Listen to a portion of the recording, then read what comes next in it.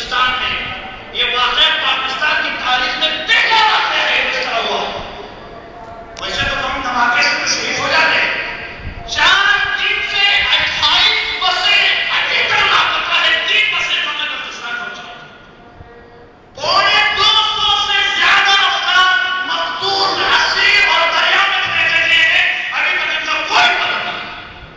180 سے زیادہ فقط بلوچستان کے جو مسافرین انتخاب کیا ہے اس میں سے 105 بلوچستان پہنچے. باقی 75 میں سے شہداء ہیں اور اسیر ہیں یا مفقود ہیں یا دریا میں پھینکے گئے ہیں.